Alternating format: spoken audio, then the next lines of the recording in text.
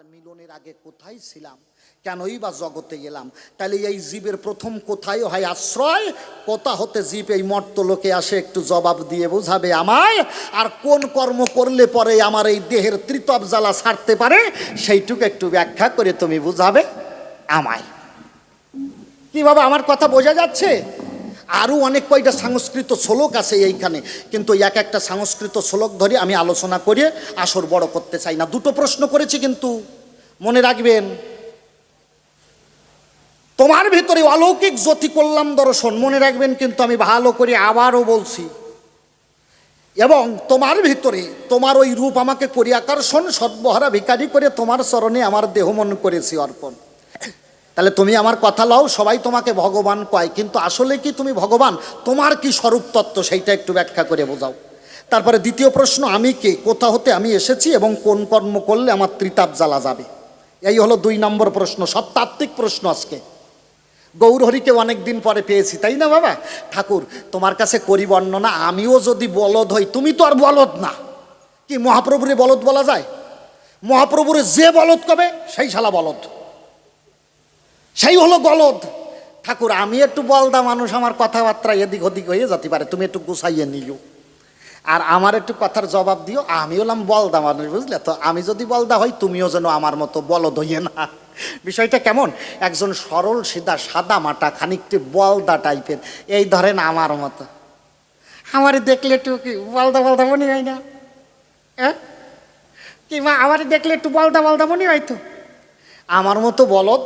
আমার কমিটির বাবাজিরা বলেছে যে বেশি বড় গল্প করা যাবে না, ছোট্ট ছোট্ট গল্প দেবেন, হরিকথা তাত্ত্বিক কথা বেশি আলোচনা করবেন। আমিও খুব শুনি, আনন্দ পেলাম। এখন কবিগান মানে তো খালি ঘাসিও কথা, দুটো গল্প কথা কাও কবিগান হয়ে গেছে। আমি খুব ধন্যবাদ জানাই এই কমিটিকে এবং এই এলাকাবাসীকে। কবিগানটা হলো তাত্ত্বিক গান, মাঝে মাঝে গল্পের নববিধ রসে এই কবির সমাহার। গল্পের আছে প্রয়োজন, কিন্তু খালি যদি গল্প কই, খালি গল্প দিয়ে এতগুলো টাকা দিয়ে কবি সরকারের নিয়ে লাভ আছে? যদি যে কথায় মানব জাতির কল্যাণ নাই, গল্প দিয়ে মানুষের কি কোনো মঙ্গলে আসবে? আমি কমিটিকে আবার ধন্যবাদ জানাই, আপনাদের এলাকাবাসীকে ধন্যবাদ জানাই। এই জন্য ছোট্ট করে একটা কথা কই, মানে ওই বলদা বোঝেন তো, আমার মতো বলদ, নতুন বিয়ে করি, সে বলদা মানুষ তো, নতুন বিয়ে করে বউ নিয়ে বাড়িতে আইসে। তা বউ নিয়ে যখন কেউ বাড়িতে আসে, দেখবেন ওই পিঁড়ি দেয় মায়েরা, পিঁড়ি দেয় না বাবা? পিঁড়ি দেয়, পিঁড়ি দেয়, পিঁড়ির উপরে আসন দেয়, আসন দিয়ে বাড়ির জেঠিমা কাকিমারা আচ্ছা বাবা ভলিউমটা কমান, আপনার তো লাউডে কথা চলছে। হায় হায়, একই সর্বনাশ বাবা, ও লাউডে চলতিছে, আপনি একটু বাইরে চলে যান 2 মিনিট।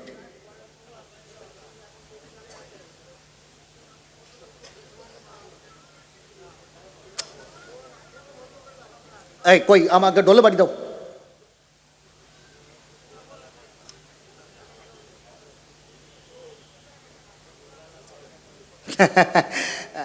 এখন ওনার তো দোষ নাই, আজকাল সব যোগাযোগের মাধ্যমে হলো ফোন। তবে চেষ্টা রাখতে হবে, যখনই দেখতে হবে যে ফোন টোন এসেছে, একটু সাইডে গেলে পরে আমাদের রসভঙ্গটা হয়ে যায় আর কি। তাহলে ছিলাম কোথায়? ও বলদা নতুন বিয়ে করিছে, বউ নিয়ে বাড়িতে আইসে। বাড়িতে কাকিমা জেঠিমা যারা থাকে, দেখবেন নতুন বউ আর ছেলেরে সবাই বরণ করে। সবাই কাকিমা জেঠিমারা ওই পিঁড়ির উপরে আসন দিয়ে ছেলে আর ছেলের বৌমারে বরণ করতেছে। বসো বসো মা, বসো বসো রে মা, বসো, আমার আর দম্মের মা, 7 জন্মের মা, বসে বড়, বসে বড় মা, বসে বড়। এখন ওই সবাই বরণ করতেছে। ওই বলদের এক বোন আছে, বুঝলেন তো, 8 বছর বয়স, ক্লাস 2-এ পড়ে।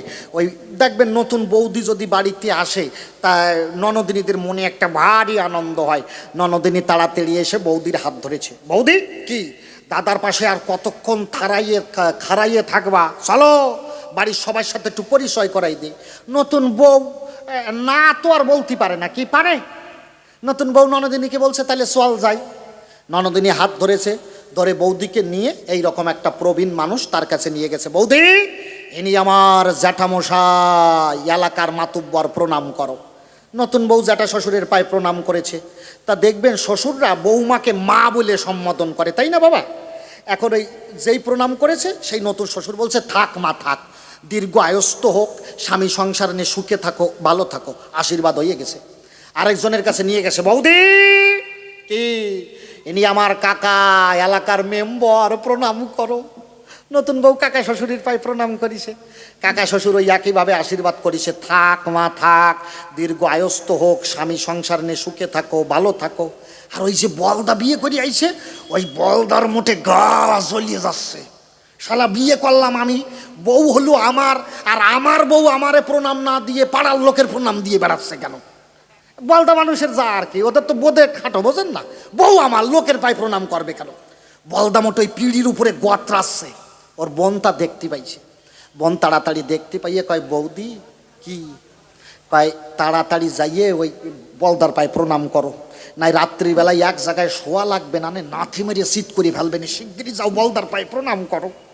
নতুন বউ জানে তো, আগে খবর পাইছে যে স্বামী হালকা বলদা আছে, ও যাইয়ে একেবারে সাষ্টাঙ্গে শুয়ে পড়েছে, শুয়ে পড়িয়ে স্বামীর পায়ে প্রণাম করিছে। এইবার ওই বলদা বিপদে পড়িছে, সবাই তো একটা কই আশীর্বাদ করিছে, আমি কি কই আশীর্বাদ করব? বলদা তাড়াতাড়ি নিজের বউয়ের মাথায় হাত দিয়ে কয়, থাক মা থাক, দীর্ঘ আয়স্ত হোক, স্বামী সংসার নিয়ে সুখে থাকো, ভালো থাকো। ও বউ কে মুখ পোড়া মিলছে, আমি কি তোমারও মা নাকি? কয় চুপ কর, জোকের মাথায় হয়ে গেছে।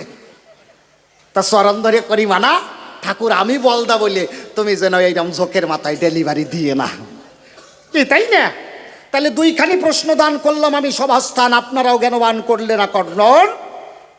এইবার তার কাছে আমি তৃতীয় প্রশ্ন করবো, উত্থাপন অন্তরে করি বিবেচনা, তবে প্রশ্নগুলো আমি পাঁচালির ভিতরে বলবো না, একটা গানের করব আয়োজন, অন্তরে আছে ভাবো, গানের ভিতরে তাকে আর দুটো প্রশ্ন দিয়ে আমার মতো প্রথমবারে আমি ছেড়ে দেব, বাড়ি দাও।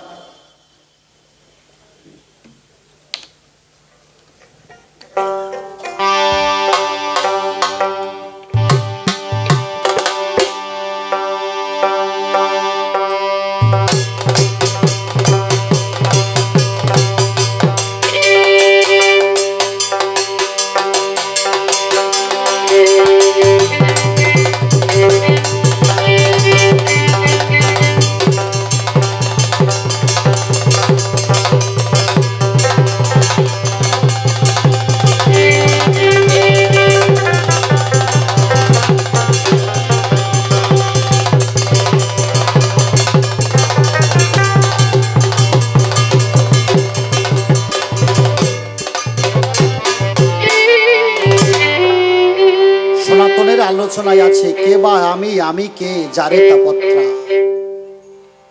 যারে শব্দের অর্থ দগ্ধ করে, পত্র শব্দের অর্থ হচ্ছে দেহ। কে আমার এই দেহটাকে ত্রিতাপ জ্বালায় ঠাকুর? গীতায় ভগবান শ্রীকৃষ্ণ বললেন, বেদানাং সম্বেদস্মি দেবানাস্মি বাসব, ইন্দ্রিয়ানাং মনস্যাস্মি বোতানাস্মি চেতনা। এ ঠাকুর, আমার এই দেহের ভিতরে মন রূপিতে সর্বদা ভগবানই বিরাজমান। তাইলে আমি যদি ভুল কিছু করি সেটাও ভগবান করায়, খারাপ কিছু যদি করি সেটাও হচ্ছে ভগবানের ইশারায়। তার ইশারা বিনা গাছের একটা পত্র নড়ে না। তাইলে আমার এই যে ত্রিতাপ জ্বালা আমি অনুভব করছি এই কায়ায়, কায়া শব্দের অর্থ দেহ, এই জ্বালাটাও কায়া নিজের ইচ্ছায় গ্রহণ, নিজের ইচ্ছায় পাচ্ছে না, এটাও হচ্ছে তোমার আশা, তোমার কারণে। তাই আমার এই ত্রিতাপ দগ্ধ, যারে তা পত্রা, যারে মানে দগ্ধ করে। পত্র শব্দের অর্থ হলো দেহ। কে, কোন কারণে, ইহার মূল রহস্যটা কি? আলোচনাটা এইখানে। এই যে মানুষ জ্বালা পায়, দুঃখ পায়, কষ্ট পায়, এইটা মানুষ তো নিজের নিয়ন্ত্রণে চলে না, মানুষ চলে ঈশ্বরের নিয়ন্ত্রণে, তাই তো? ঈশ্বরের নিয়ন্ত্রণে চলে তো।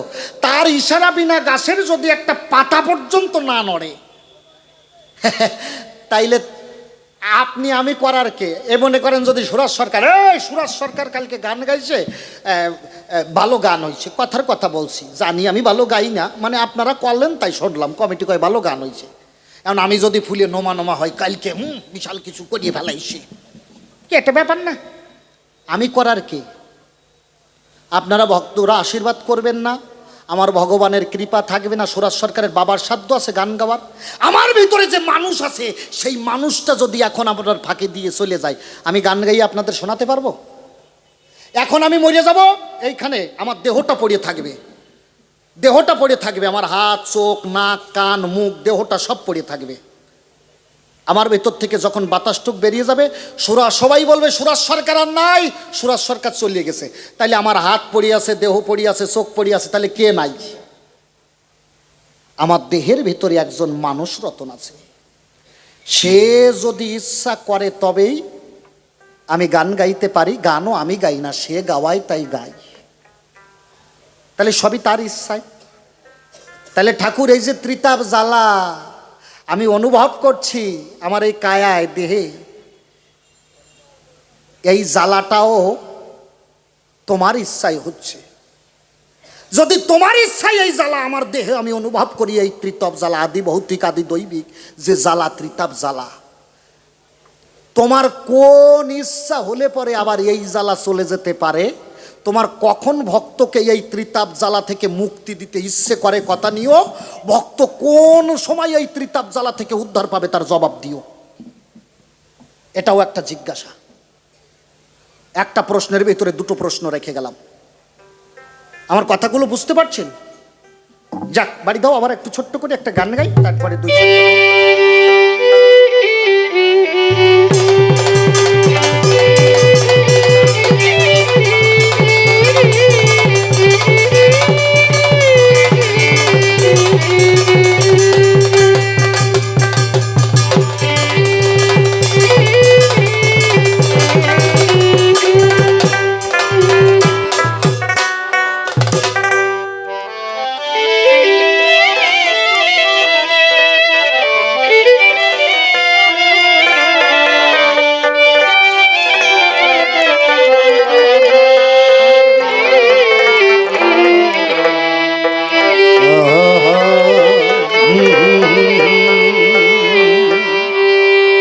অনাদি সরকার মহাশয়ের একখানা গান শোনা যায়।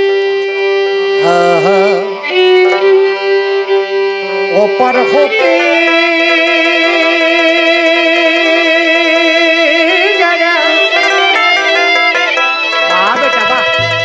বলিহারি রে বাবা, সাথে এসেছি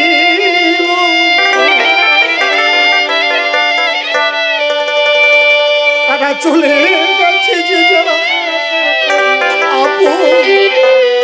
দেশে। ও একা বসে আছি,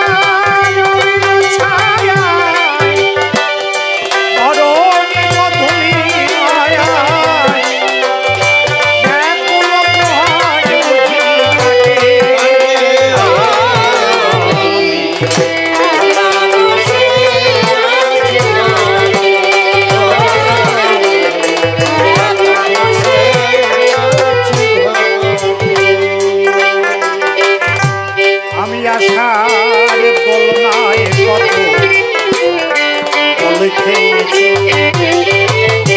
হাসির মঞ্চে কত গান গেয়েছি। আমি আশার দোলনায় কত বলে খেয়েছি, হাসির মঞ্চে কত গান গেয়েছি। ওরে যাবে নিয়ে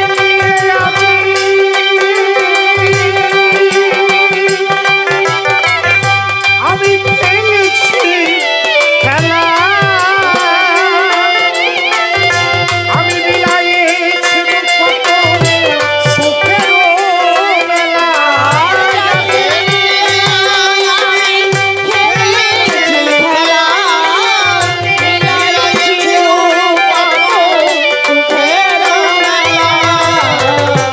ওরে আমার কি হতে কি যে হলো, কে কোথা চলে গেল,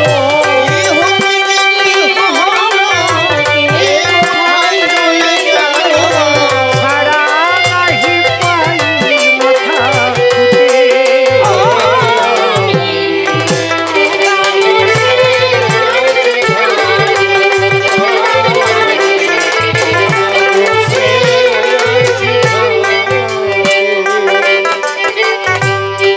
যাদের স্মরণে এলে ওই তো আকুল কথা সেই কবিগুরু রাজেন্দ্র নকুল। ওরে যাদের স্মরণে এলে ওই তো আকুল কথা সেই কবিগুরু রাজেন্দ্র নকুল। কালের খেয়াইতে কোথায়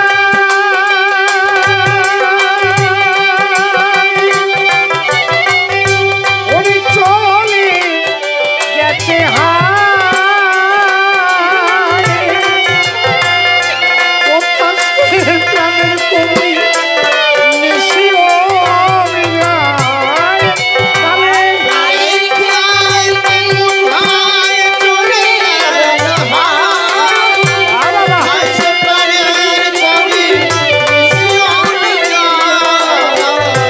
ওরে কালের খেয়াইতে কোথায় চলে গেছে হায়, কথা সে প্রাণের কবি নিশিও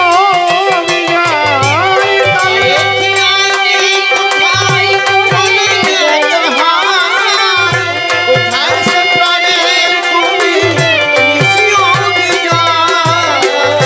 ওরে ছাড়িয়া কবির খেলা, পাগলে ভাসাইয়ে হেলা।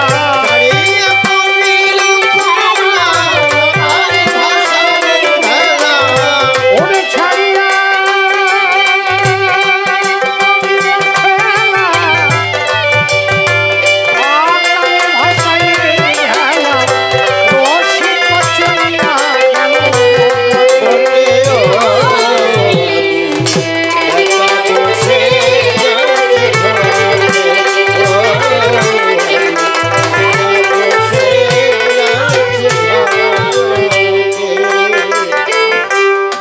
সাথী যারা গেছে তারা। আর সনাতন হয়ে দিন ভিখারি দাঁড়িয়েছে গৌর হরির বরাবর। বন্ধু বান্ধব যারা সাথের সাথী ছিল তারা সবাই এক এক করে বিদায় নিয়েছে। ছোট্ট দুটো চারটে কথা বলি। আমার পিছনে একটা মানুষ বসে আছে স্ত্রী, আমারই দাদুগুরু শ্রদ্ধেয় যতীন্দ্রনাথ সরকার মহাশয়। এমনও সময় মাসে 30 দিনে কেউ 30 দিন গান গেয়েছে। আজকে ঘরে বসেছিলাম, ঘরের ভিতরে খাটে কথা বলতে বলতে বিভিন্ন কথার আলোচনার ভিতরে দিয়ে বলছিল, ভাই আর ভালো লাগে না। বললাম কেন? বহুদিন তো এই দেশে কাটালাম, এইবার দেশের মানুষ হরি বলে দিন থাকিতে সকাল থাকতে থাকতে দেশে যেতে পারলেই ভালো হয়।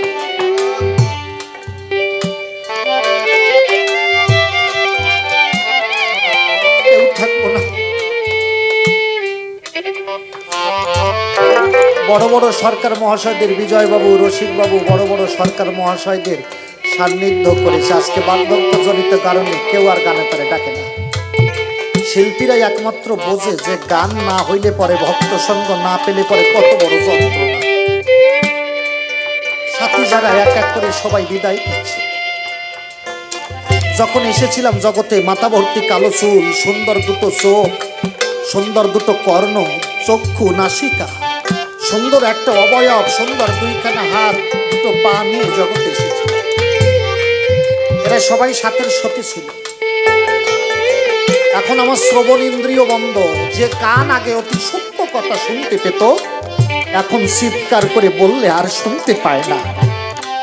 যে চোখ অতি সূক্ষ্ম বস্তু দেখতে পেত, এখন চশমাতে দেখাও মুশকিল। সবাই বলছে বন্ধু বিদায় দেয়,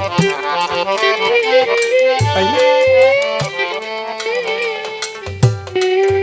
হস্ত বলছে বন্ধু আর কর্ম করতে পারি না। চরণ বলছে আমি ক্লান্ত পরিশ্রান্ত, পথ চলিতে পারি না। সবাই প্রায় কখন যে ডাক দেবে চলে যেতে।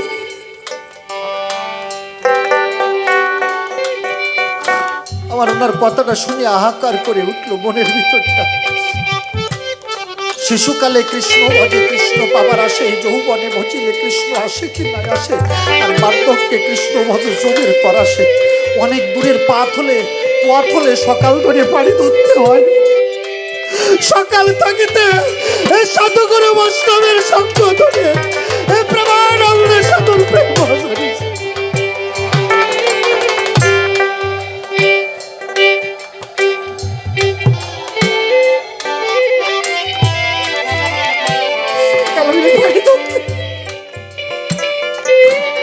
যখন ভালো সময় ছিল রে, তখন এই চোখ দিয়ে কোনোদিন কোনো সাধুগুরু বৈষ্ণবকে দর্শন করি নাই। মহাপ্রভু, এই চোখ দিয়ে সাধুগুরু বৈষ্ণবকে দর্শন করি নাই। এই কান দিয়ে তোমার মধুমাখা কৃষ্ণ নাম হরিনাম শ্রবণ করি নাই।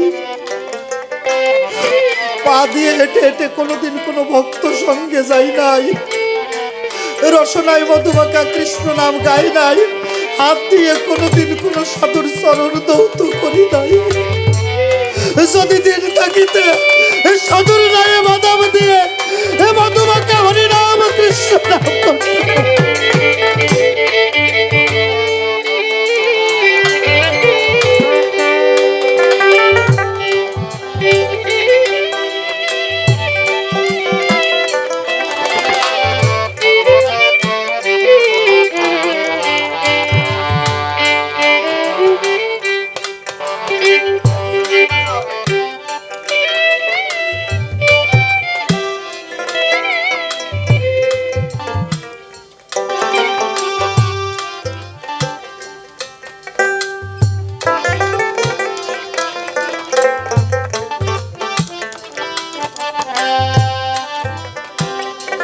বেলা বয়ে যায় একবার প্রেমানন্দ হরি।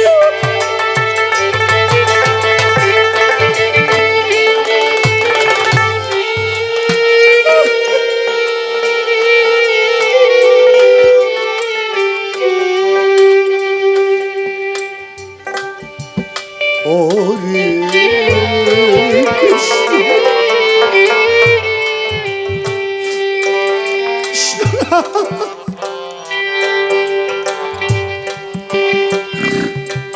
জ্ঞান অনাদি সরকারের একটা গান আছে, আমি সারা জীবন করলাম ভিক্ষারে, কাঁধে লগে ভিক্ষার ঝুলি, আমায় কেউ দিল না, কানা করি রে পেলাম মিঠে করা বলে। আমি সারা জীবন করলেম ভিক্ষারে, ওরে কাঁধে লয়ে ভিক্ষার ঝুলি।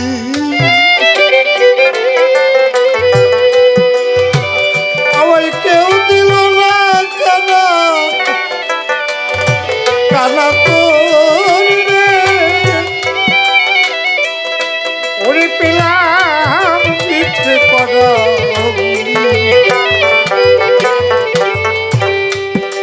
সারা জীবন করলেন ভিক্ষারে,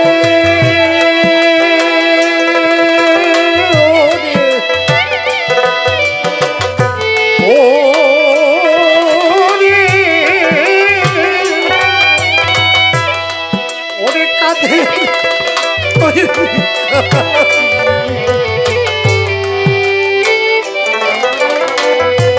আমায় কেউ দিল না, কানা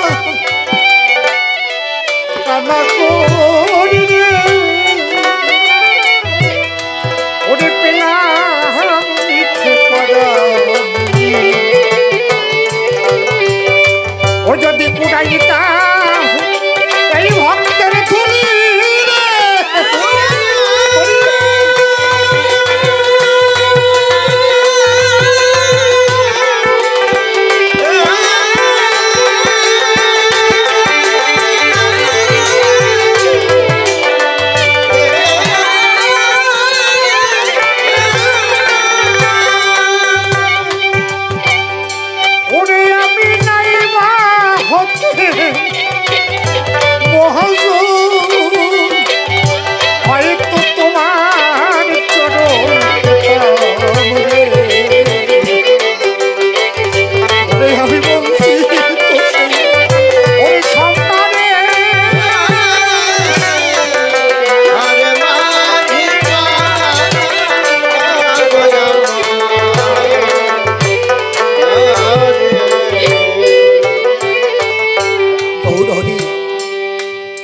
সারা জীবন শুধু অর্থের দাসত্ব করেছে, যাহাতে এই মানব জন্মের কল্যাণ হয়, যাহাতে তোমার পদরজ পাই, আমি তো সেই কর্ম করি নাই। প্রিয়, তাই আমি তোমার কাছে দ্বিতীয় জিজ্ঞাসা রেখেছি, ঠাকুর আজ তৃতবদগ্ধ জীবন আমার কেমন করে এই জ্বালা জুড়াবে। কেন অনাদি সরকার গাইলেন কি, আমি জীবন খাতার পাতায় কি যে লিখি চাই, কিছু তার মুছে গেছে, কিছু বলে না। আমি জীবন খাতার পাতা যে লিখি চাই, কিছু তার মুছে গেছে, কিছু মনে না। ওরে আমি ওলটিয়া দেখি পাতা,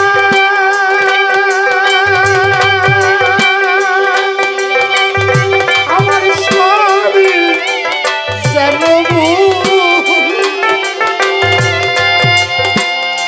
আমি যেন তার হাতে খেলার পুতুল।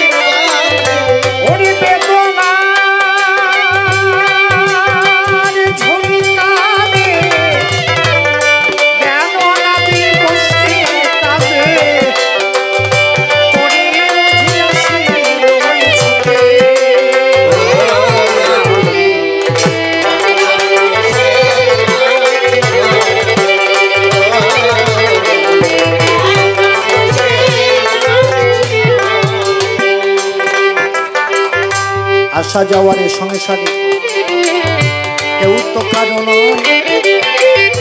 সকলে ফেলে একদিন তোমার চলে যেতে হয়। একদিন আসিবে সমন করিবে তমন গো, ও ভাইরে ছেলে সাই ধরিবে গলা, এমন মধুর কৃষ্ণ নাম ভাই না যাবে আর বলা।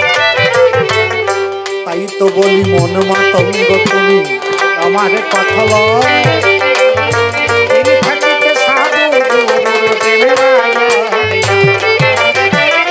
সাধুর প্রেমের নাই বাদাম দিয়ে গো, মনে তুমি আমার কথা লবে, প্রেমানন্দে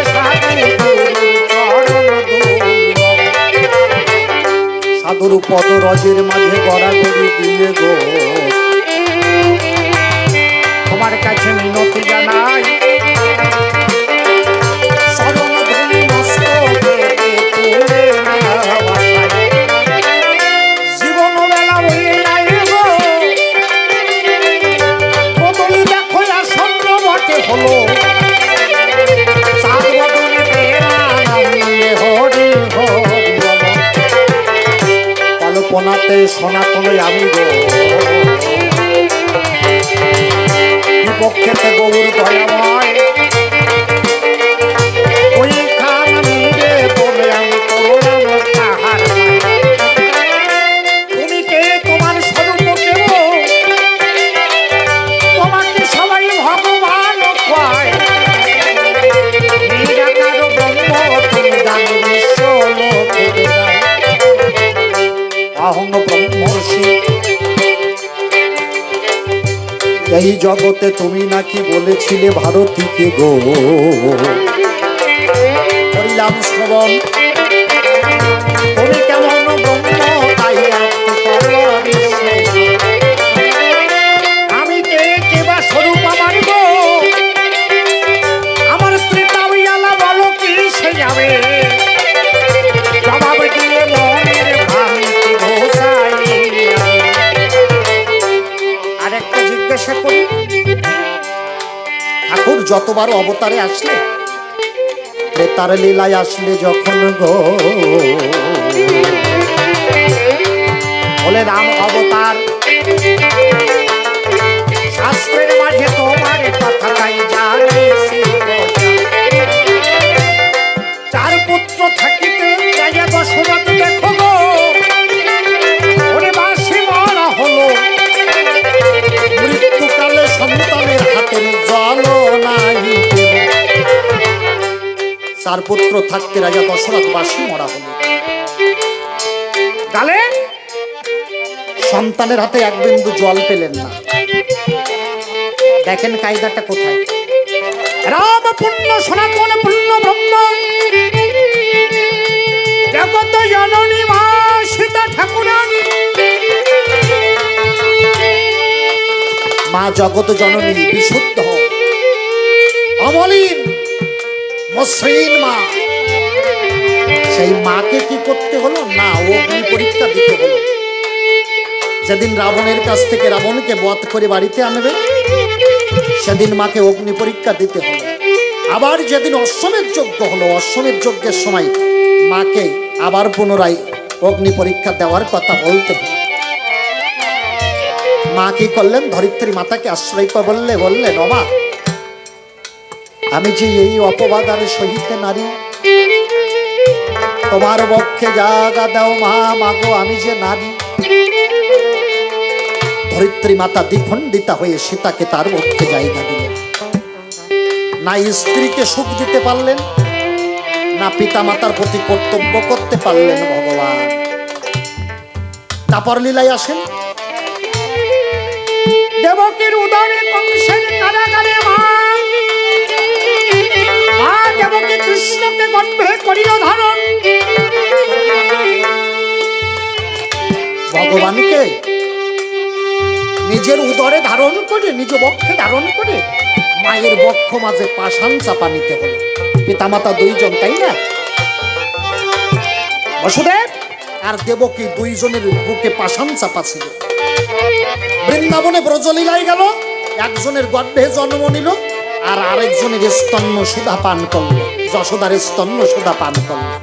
শুধু তাই নয়, যেদিনে কৃষ্ণ প্রভাসে কিনারায় যজ্ঞের করল আয়োজন, যশোদা ওই না যজ্ঞে করেছে গমন। দেখে দগ্ধের দুয়ারে দাঁড়ি মা বলে, দাঁড়ির বরাবরি গো, দাঁড়ি তুই আমার কথা লবি, কৃষ্ণই আমার বুকের সন্তান দ্বার ছাড়িয়া। দাঁড়ি করে বর্ণনা কৃষ্ণ রাজা কিনা, পাগলিনীর প্রবেশ কোথায় নাই, দূর হয়ে যাও গো তুমি মিনতি জানাই। দাঁড়ি বলে একজন পাগলিনী কৃষ্ণের যজ্ঞে যেতে পারবে না। মা করে বর্ণনা, দাঁড়ি তুই জানিস না ওই কৃষ্ণ আমার বুকের ছানা, আমার স্তন্য সুধা পান করেছে কিনা, দরজা খোল। যেতে দিল না। মা যখন জোরপূর্বক দরজায় যেতে গেল, প্রধান নেতা হয়ে দাঁড়ি উঠিল দেখো চটিয়ে, পেটের লাঠি দেখতে পেল নিজের সন্নিকটে, পাঠি নিয়ে দেখো দাঁড়ি গো আঘাত করল মায়ের গায়ে, ডাক্তার করে রোগীর ঝরে পড়ছে মৃত্তিকায়। দাঁড়ি যখন মায়ের গায়ে বাড়ি দিল, রুধির ঝরে মাটিতে পড়ল। মাকে ভগবানের যজ্ঞে যাকে মা বলেছে, যার স্তন্য সুধা পান করেছে, তাকে লাঠির বাড়ি খেতে হলো। দেখেন কোন যুগে ভগবান পরিপূর্ণভাবে পিতামাতাকে শান্তি দিতে পারলেন না, স্ত্রীদের তো পারলেন না, 16 সহস্র রমণী। আবার বৃন্দাবনে শ্রীমতী রাধা ধনী, রাধাকে কি বললেন, দাদা আজ যাব, কাল বলে কালা গেল মধুপুরী, সখিরে সে কালের কাইদিন বাকি, আমার যৌবন সায়রে পড়েছে ভাটা, তাহারে কেমনে রাখি, নারীরও যৌবন জোয়ারেরও ভাটারে গেলে না ফিরে আর, জীবন থাকিলে বধু আমি লিবে যৌবন মিলামবা। সেই আজ যাবো কাল আসবো বলে কৃষ্ণ গেল, আর এলো না। 16 সহস্র রমণী, তারা সবাই অসুখী, কাউকে কৃষ্ণ পরিপূর্ণভাবে সুখ দিতে পারলেন না। যাকে ভালোবাসলেন তাকেও কখনো আপন করে বক্ষ মাঝে রাখতে পারলেন না। দেখেন প্রত্যেকটা যুগে ভগবানের লীলা অসম্পন্ন।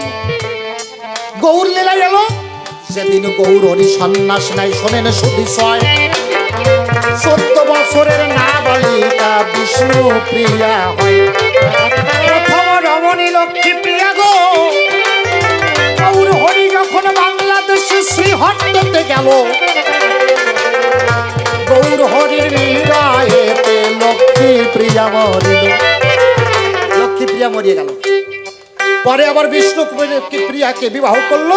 বিষ্ণুপ্রিয়াকে বিবাহ করার পরে 14 বছরের নাবালিকা কন্যাকে ঘরে রেখে মহাপ্রভুকে সন্ন্যাস নিতে হলো। মায়ের বয়স কত বছর? ছোট বাজাও বাবা, মায়ের বয়স কত বছর? 67 বছরের বৃদ্ধা রমণী মা শশীমাতা।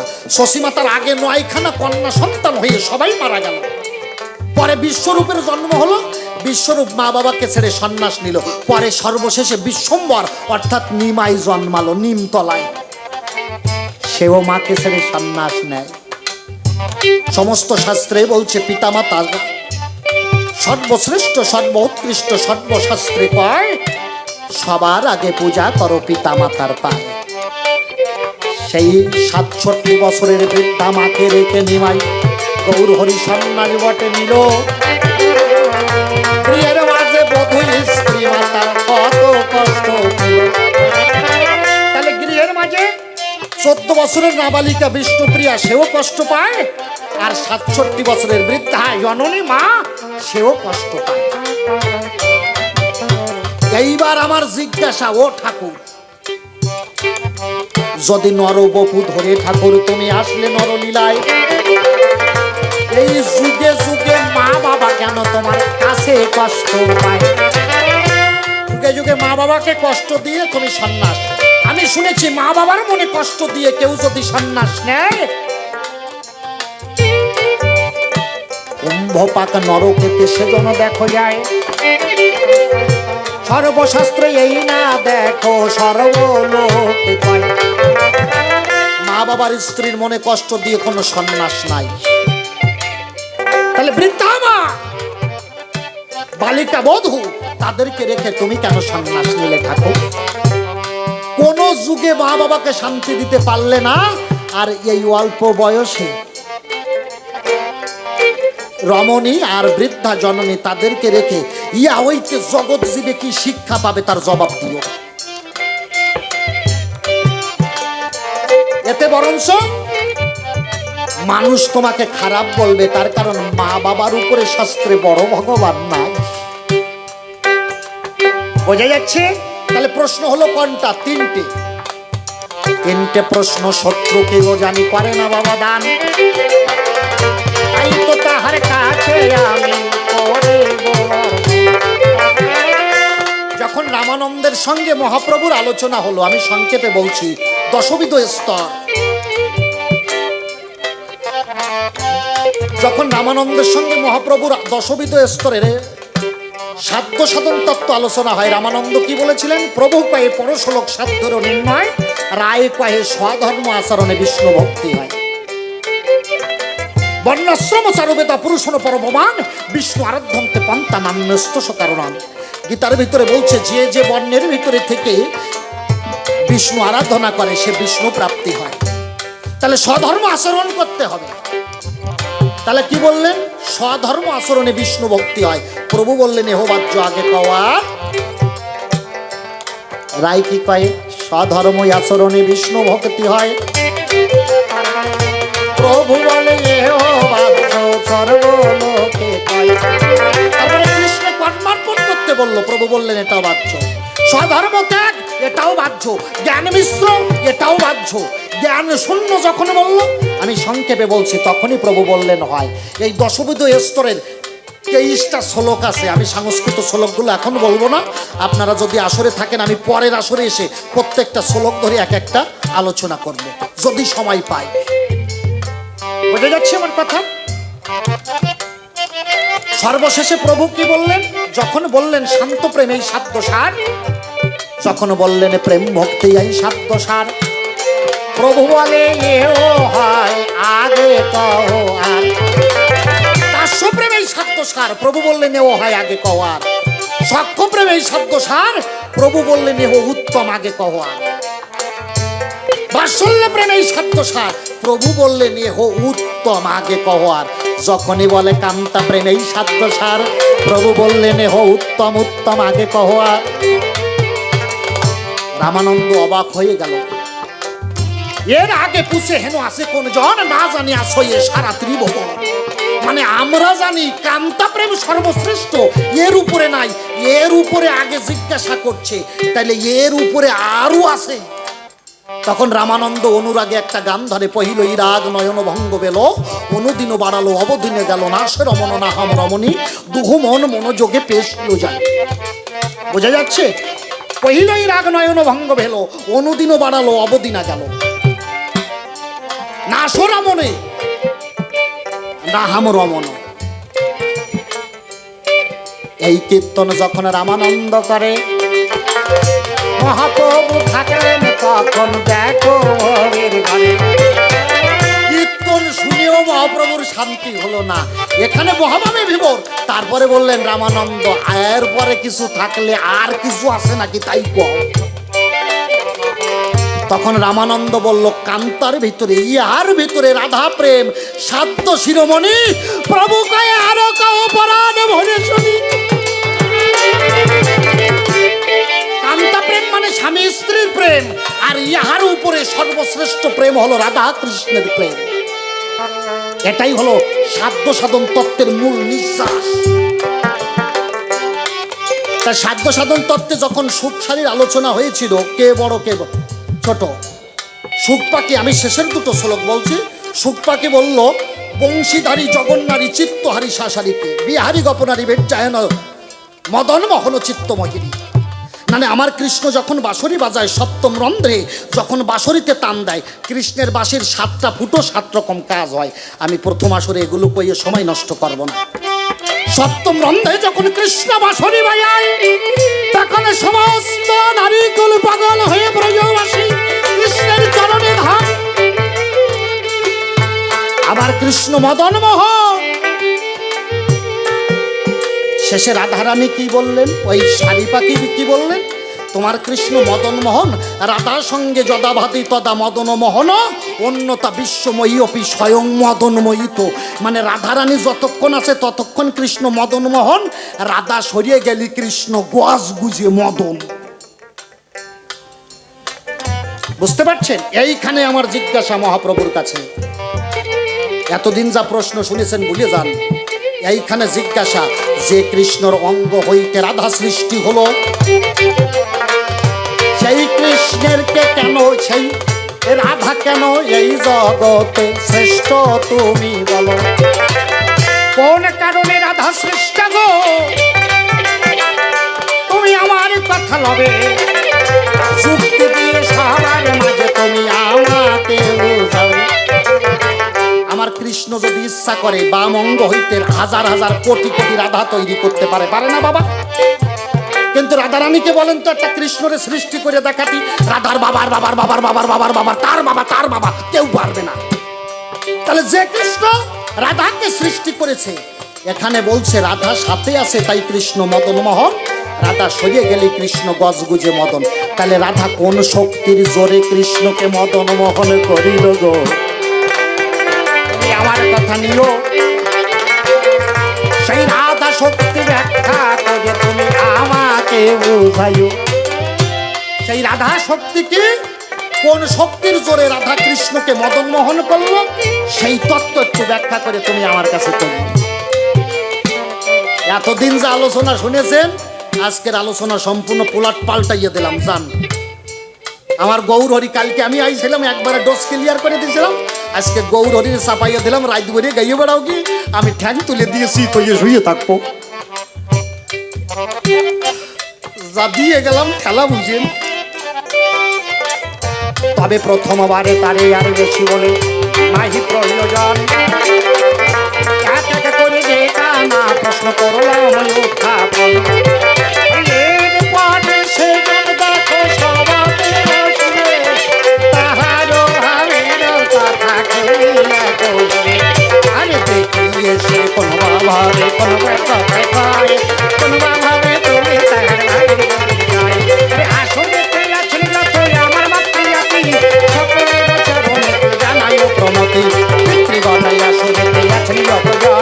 বন্দনা করে বাবা সবারই চরণ, ভাষায় আবার যদি ভুল ত্রুটি হয় মার্জনা করে খাইয়ে দেবেন ডাঙা পায়।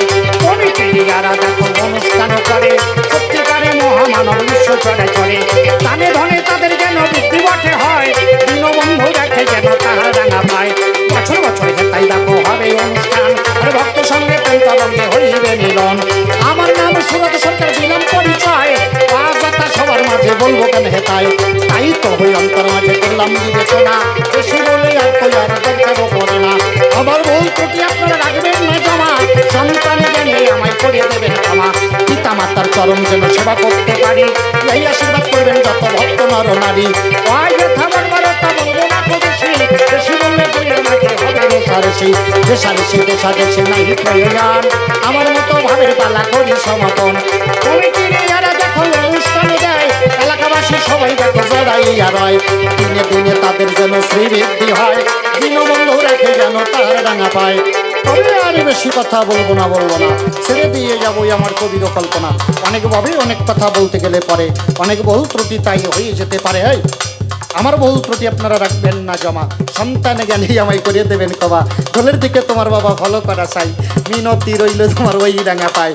কমিটির যারা দেখো অনুষ্ঠান করে, সত্যিকারে ভালো মানুষ বিশ্ব চড়া করে, দানে ধনে তাদের যেন বৃদ্ধি বটে হয়, দীনবন্ধু রাখে যেন তাহার ডাঙা পায়।